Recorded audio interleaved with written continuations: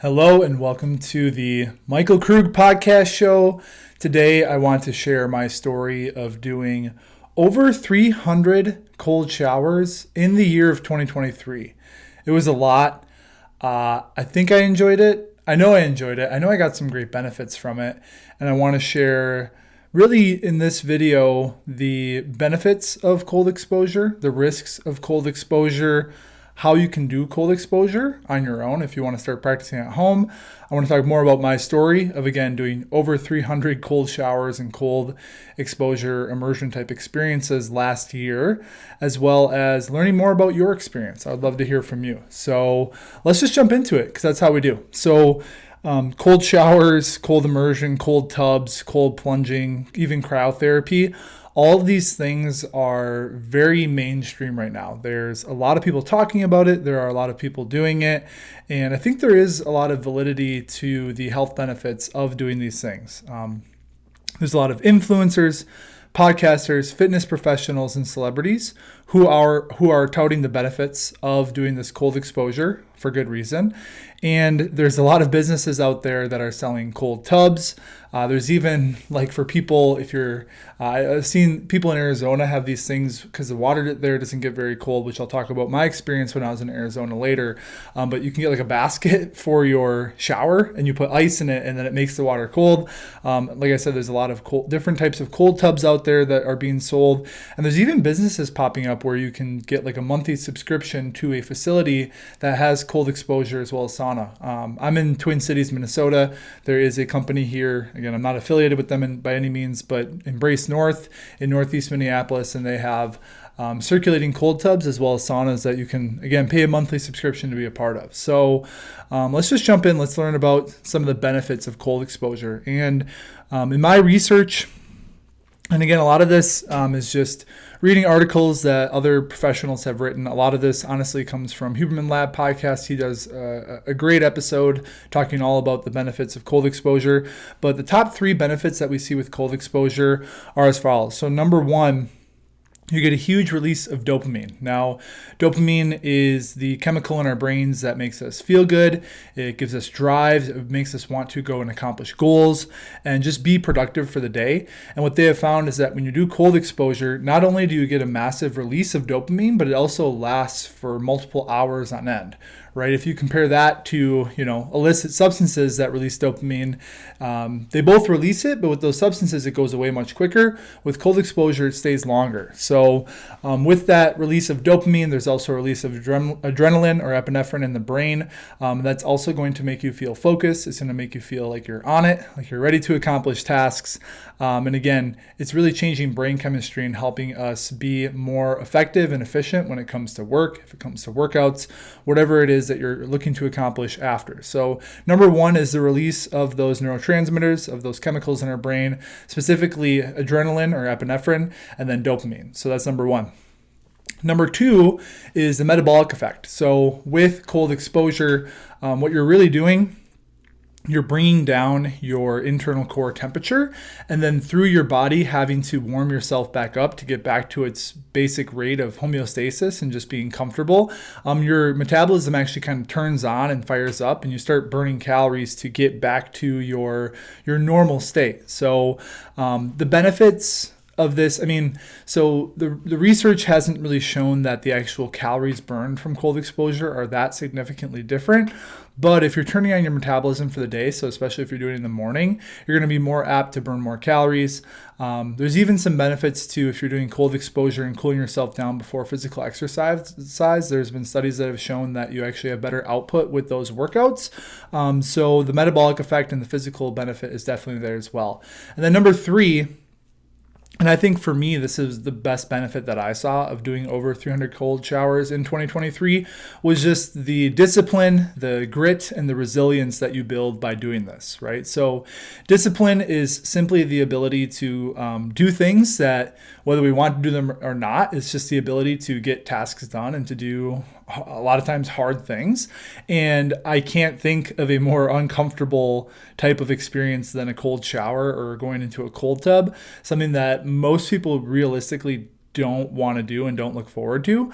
And there is some evidence to show that when we're engaging in things that we don't want to do, it helps us kind of build that discipline muscle, quote unquote discipline muscle, to be able to continue to do the things that we don't want to do over time. So I think personally for me, like the ability to get up at, 5:30, 6 a.m. And one of the first things I do is get in a cold shower. Doing that so many times last year has made it really easy to do things like, prospecting for business, which isn't always my favorite, to go do workouts even if I don't want to stay on it with my nutrition and eating healthy foods when sometimes you don't want to. So building that discipline muscle is definitely a huge benefit. For me, I think that was the best benefit. And not to mention, I'll talk more about it with my story, but also just the mental clarity that you get, which likely has to do with the release of those neurochemicals. So those are some of the benefits, and we're going to go over some risks as well. With any time we're doing something that is along the lines of hormesis being a term used, which is like deliberate stress, usually physical stress, to promote some sort of growth or adaptation. But it is stress at the same time, right? So like getting into cold water or doing a cold shower is stressful on the body, right? Your body's kind of in a fight or flight state. It's like, holy crap, holy F, like what's going on here? Why is this so cold? And your body, there is the potential for you to go into shock, right? So we want to be aware that doing cold exposure therapy, it's not risk-free. If you go into cold shock, some things that can happen, right, would be increased heart rate, increased blood pressure. In rare occurrences, you could even have a heart attack. So just something to be aware of. Again, it's very rare for most of us who are relatively healthy. It probably shouldn't be any sort of issue. And anytime we're intentionally or unintentionally dropping our body temperature significantly, there is always a risk of hypothermia. So you just want to keep that top of mind, right? So my kind of best world advice here when you're doing cold exposure therapy is just to listen to your body. I mean, if you're in a cold tub and you're getting to the point where like you're shaking and your muscles are convulsing, it's probably time to get out, right? The extra benefit you'll get from another minute when your body's already convulsing and telling you to like GTFO versus just getting out at that time is probably going to be pretty minimal. So listen to your body, understand that there are some risks associated with it, and there are a lot of positive benefits. So, this is not medical advice. I'm not a doctor. So take this more so as just the general consensus of what we know about it, as well as, I'm going to share my story as well. And that's the main point of this podcast episode. When it comes to doing cold exposure, there are many ways that you can do it. So you could cut a hole in a frozen lake and jump in. That's a very intense version, something that I did in 2023, which I'll share more about. You can get a cold tub or just any sort of tub and put cold water in it. You can do a cold shower. You could even do cryotherapy if you have access. That's very expensive, but it is an option. I will say a lot of the research that's been done on cold exposure is when you're in cold water up to your neck. And a lot of the experts are saying that cold showers have similar effects to being immersed in water. As for the temperature, so what you're looking for is a temperature where you're like, you get in or you get in the shower, you're like, wow, like this is really freaking cold. This is uncomfortably cold. That's what we want. You don't want it to be like cool and be like, yeah, this is kind of cold, but it's not so bad. Like you're really looking to have that like, wow, like this is very uncomfortable kind of feeling. That's going to tell you that it's cold enough. So as for actual temperatures, if you're looking for numbers, again, the experts recommend from 45 to 60 degrees. It's going to vary for everyone. Also recognize that if you're regularly practicing cold exposure, your body will actually become cold adapted. So you might have to have colder water over time because your body gets used to it. Our bodies are very intelligent and they adapt to the stimuli that it's regularly being exposed to. So just keep that in mind. But yeah, 45 degrees is pretty cold. Most of the cold showers I did were probably 55-ish degrees. Well water is going to be cooler or colder. So there was a period of time where my fiance and my family and I were staying at my in-laws for a couple of weeks while we were moving homes. They have well water. That was very, very cold. My sister and I also host retreats, and we were doing those in northern Minnesota. That water is also very, very cold. So just be aware. There's different levels to this cold. And what we're really looking for is like, you get in, you're like, man, this is cold. I'm not really enjoying this right now. That's how you know that you're in the right spot and that you have the right temperature. So that's how you can do it. Again, I think from an accessibility perspective, doing cold showers is probably the most realistic for the majority of any of you who are listening to this podcast. So Now for my story and how I practiced cold exposure in 2023, and what I did, how it looked, and basically my journey throughout the year. So I kind of knew at the end of 2022 that I wanted to do this. I had, read some articles. I listened to some podcasts about the benefits of cold exposure. Up until that point, I had done it, one-off times, maybe not even once a month, just here and there. I would at the end of the shower, turn it cold and be like, whoa, this is crazy. I don't enjoy this. And then on January 3rd last year, this men's group I'm a part of, there was a challenge for everyone to try it out in January. So I decided January 3rd, I was like, all right, I'm going to do as many cold showers as I physically can this year. And when I started, I was doing hot shower and I would end with cold, which I'll talk about a little bit more later, but that is how you want to do it. You always want to end with cold to get that metabolic effect. But I would do it for 30 seconds to a minute when I started, right? I would just try and take really deep breaths and calm myself because it is uncomfortable. And that was what I did for, the majority of the beginning of my journey with doing this cold exposure and doing these cold showers. I will say that was probably the first 2 or 3 weeks. And then I quickly shifted my strategy and I actually would just do a straight cold shower. So my strategy, and what I would recommend if you're taking a shower and it's hot and you just physically can't get yourself to turn it to cold, I know it can be a challenge. Something I started doing that works extremely well is you get in the shower, you close the door, close the curtain, and then you turn the water on cold. Okay, so you don't give yourself the option to even feel that hot water.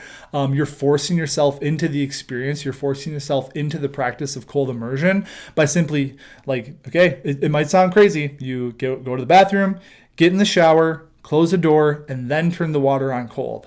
I can tell you that if this is something that you want to do and you've tried in the past and you haven't been able to turn the water cold after your hot shower, try that a couple times and just roll with it. Again, not always the most fun, but I think you get that initial shock factor out of there right away. You're not in the space where you're super comfortable. Let's be honest, hot showers are awesome. They feel great.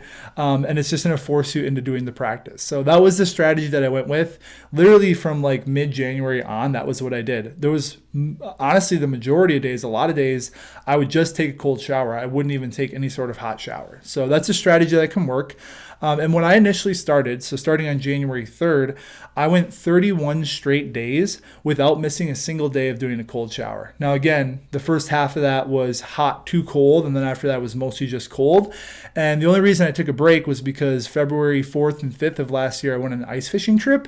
And we slept in the ice house. We didn't even have a shower. I suppose I could have jumped in the frozen lake, but I didn't have a chainsaw, and I can't imagine that would have turned out well. That was when I was still drinking too, so that probably would have just been a recipe for disaster. So I'm happy I didn't do that. Happy I didn't have access to do that.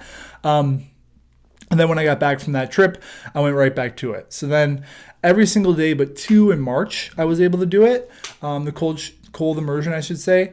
And actually preceding that, we went on a family trip down to February. My soon-to-be brother-in-law got married in Arizona in February. So we went down and I was still doing the cold showers in February. And I will say in Arizona, the water just doesn't get as cold. I know that it was wintertime in Arizona, but the water just, for some reason, it wasn't as cold as it was in Minnesota. So I still counted those days, even though it didn't feel quite as shocking to my system as when I was doing them at home. But yeah, then into March, I did every day in March except for 2, including travel days. So I had a weekend trip where I went to Boston and Rhode Island, and I took a cold shower, 4 a.m. before my 6 a.m. flight there, and I took a cold shower at 3:30 a.m. before driving from Providence, Rhode Island back to Boston for my 6:30 a.m. flight the day I left. So I was definitely dedicated. And I will say, I think because I was so committed to this, I literally set the goal, do as many as physically possible for the entire year. A lot of times if you have an early flight like that, who wants to wake up and get in a cold shower right away? But what I will say is that I felt so on it and alert and mentally clear and ready to go. Those are probably 2 of the most productive flights I've ever had, work-wise. I love to work on flights. That's usually what I do. So I was able to commit to it even while traveling, right? It would be easy to have an excuse oh yeah, I'm traveling. I don't really want to do this. It was not convenient. And I just said, screw it. I'm going to make this happen. So that was what I did. And then April, so going forward from there, I will say cold showers were becoming a habit.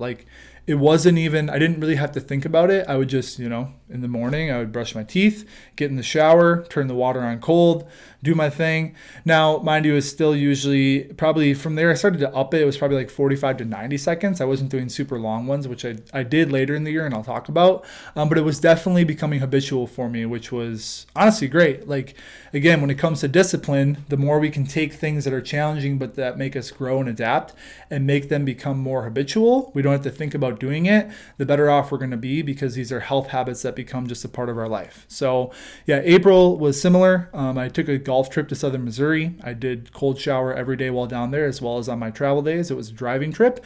And then also we hosted a retreat in northern Minnesota in late April, and they have well water there. And man, I mean, those are brutal. It's an ARC retreat community, great space. They have well water. Well water is cold, especially in, late spring in Minnesota, or especially winter in Minnesota. So getting to May, it was pretty similar. Again, these months, I didn't track every single day. Like after April, I wasn't tracking every single day, and I didn't make a check in my calendar of if I did it or not, but I was doing it very regularly. In May, I probably missed 2, maybe 3 days, again, including a trip to Asheville, North Carolina, and Butler, Tennessee for a wedding. I did cold showers on those days as well. It really was becoming a habit. And then getting fast forward into June. So in early June, my family and I, we took a trip to Alaska for another wedding. It was an 8-day trip, and while on the trip to Alaska, I only did 2 cold showers. I don't know if I just needed some reprieve from it, because again, although it was a habit, it still was hard and it wasn't fun. Like even to this day, I'm still doing cold showers and they're still not fun. So I only did 2 out of 8 days when I was in Alaska. But then when I got back, I kind of felt like it was like a little rest from it, and I felt rejuvenated to go really strong for the rest of the summer. And honestly, like I live in Minnesota, it gets pretty cold here, usually in the winter. Last winter was kind of a outlier, we'll say. But in the summer, it was actually quite a bit easier. It actually felt really nice. Usually I would do it in the morning, but sometimes I would do it after a workout. And the experts will say, don't do it after a workout. It constricts blood flow. It doesn't promote muscle gain. And I was kind of at a point where I didn't really care. Like I'm not trying to optimize every single one of my workouts to always gain muscle. I just wanted to make sure that I stuck with this habit because it was so important to me. So the rest of June and July and August, I was really on it. Again, in those days, I think I probably missed a max of 5 days all summer up until mid-August. So then in mid-August, I took a trip with my fiance, my stepkids, and then my father-in-law. We went to the Boundary Waters in Minnesota, which if you're not familiar, it's an amazing place. Honestly, one of my favorite places on the planet. And I've been a lot of places, but it's a place where you go and you just have a canoe and backpacks, and you canoe portage through lakes. There is no motorboats there. You have a tent, and it's just living off the land basically. So I did swim in that water, and that water again is not very warm, but I didn't count those as cold exposure, cold immersion days.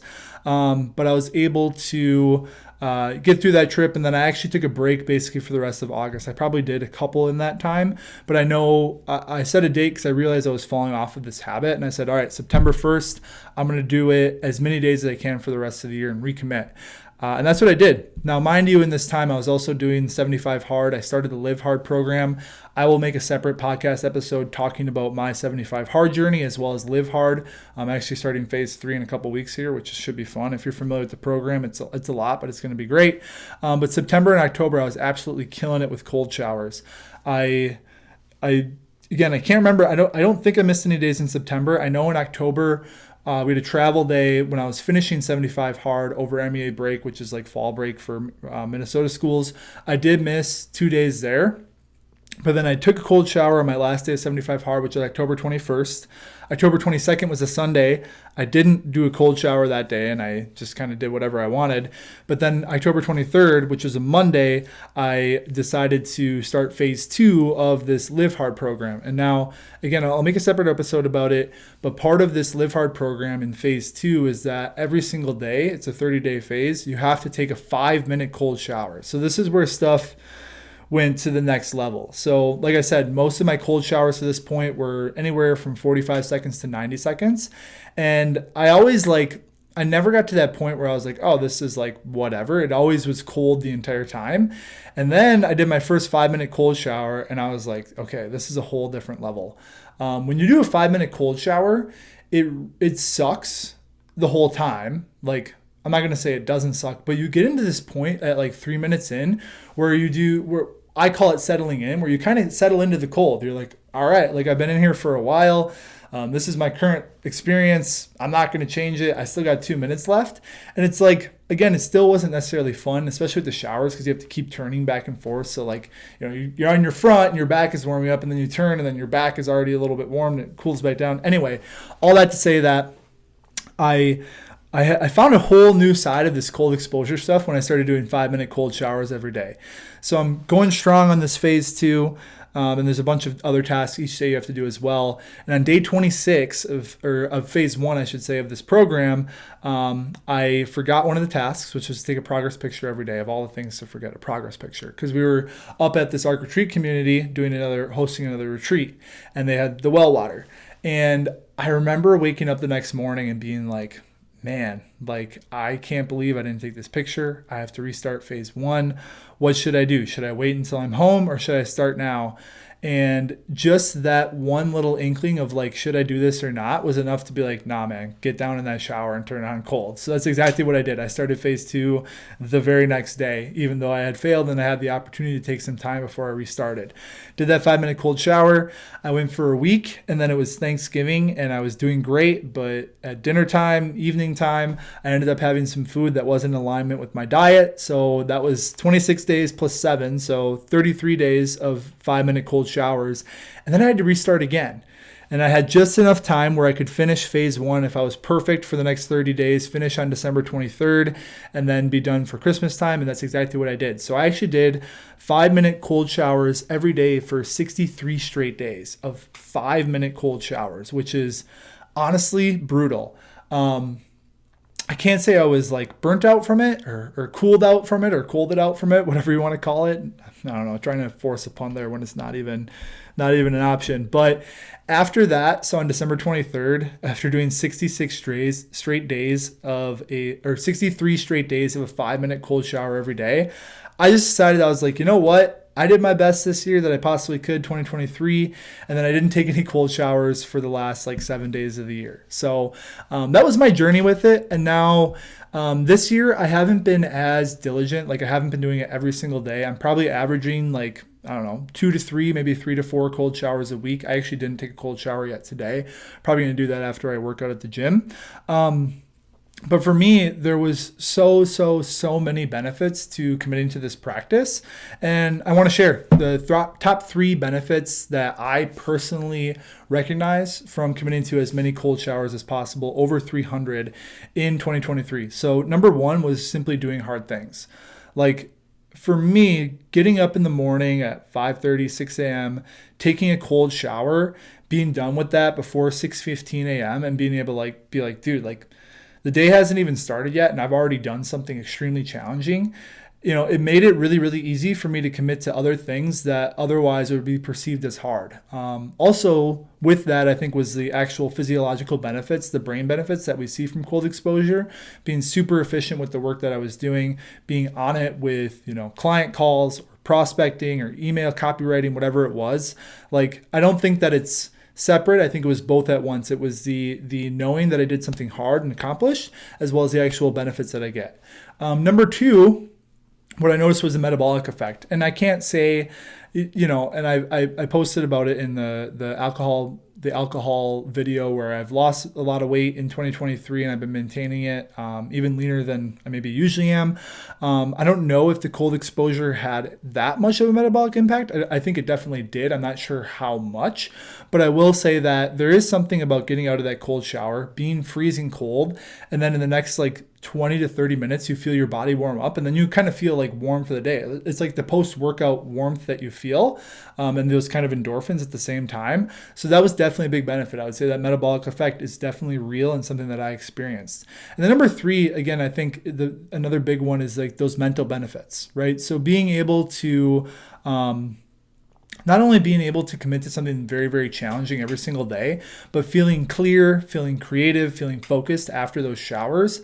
I think if you've never tried it, it's something that you might overlook and not even think about that benefit until you actually do it. And then when you feel it, you're like, wow, this is something else. Like, this is a game changer. So that was my kind of story. And again, where I'm at now, I haven't been doing nearly as much this year. Again, probably anywhere from 2 to 4 a week. I'm not forcing myself to do it as much, but I will also say if it's in my mind when I go to take a shower, and if I tell myself like, nah, I don't want to, then that's like, nope, now you have to. I'm kind of rewiring my brain to be like, when I tell myself I don't want to do something that I know is beneficial for me, then I must do it, right? Even with workouts, like when I'm like, I don't feel like working out today, that's a great sign that I must go to the gym that day. So that's kind of where I'm at with it now. Not an everyday strategy, but something that I'm definitely still using. And like I mentioned, I start phase 3 of the Live Hard program in just a couple weeks here. And part of that is a 5-minute cold shower every day. So am I looking forward to it? Probably not. Am I going to benefit from it? 110%. So that's where I'm at now. And last but not least, I'm really curious your experience. So have you done cold immersion, cold exposures? Oh, I didn't even mention in February 2023, we hosted an event called Fire and Ice where we cut a hole in a pond with a chainsaw, like in a frozen pond. And we had like 70 people come through and jump in, and we raised money for that Arc Retreat community. It was really fun. Hoping to do that again next winter if the ice cooperates. But anyway, long story short, I'm curious, what is your experience? So have you done cold exposure? Have you done cold showers? Have you done cold tubs? Have you done cryotherapy? I've never actually done cryotherapy. So if you've done cryo, I would love to have a conversation and learn more about your experience with that. Definitely interested. Sounds very intense. And just, let me know in the comments. Is this something that you've done? Is it something where you're like, absolutely every day? Is it like, maybe I've tried it once or twice, I didn't like it?